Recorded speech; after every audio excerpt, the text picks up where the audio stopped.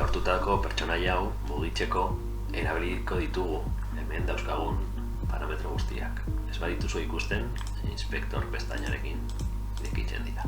Ikusten baduzue, erronbo bat daukate hemen parametro guztiak. Hori daukaten guztiak animatu aldira eta mugitu daitezke.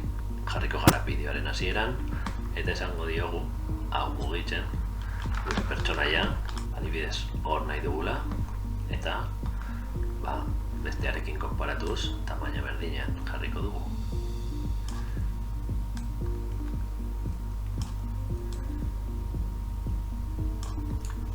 Beste hainbat gauza daude, baina orokorrean hauek biekin nahiko izango da. Orain, imaginatu animatu nahi dugula hemen agertzea, baina pizkanaka horra mugitzea. Horretarako, posizion animatuko dugu, jarriko diogu keyframe bat gorriz geratuko dena. Hasieran hor egoteko eta geratu hemen nahi dugula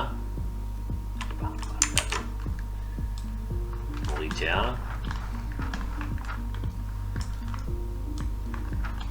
horraino. Ikusten baduzu, automatikoki gorria jarriko da. Luis, ziur, denborarekin eta erabilerarekin okertzen bagara, daukagu aukera gezi hauekin keyframe batetik bestera joteko. Lehen hautatuko dugu eta geziarekin azkena. Kendu nahi baldin badugu, oso erreza da. Gorriari emango diogu eta listo. Bakarrik daukagu hasierako keyframea. Gauza guztiak aldi berean animatu ditzakegu. Lehen mugitu dugu gure pertsonaia, eskalatu dezakegu bai.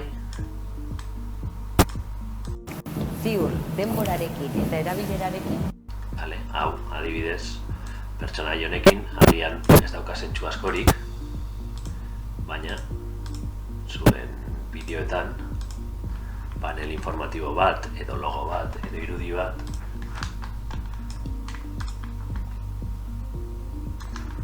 agian logo bat mugitzeko baliogarria izan daiteke.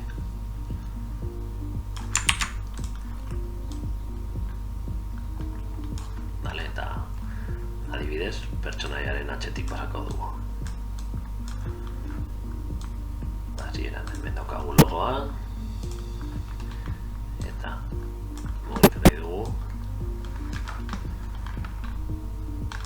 horra. Ziur, denborarekin eta erabilerarekin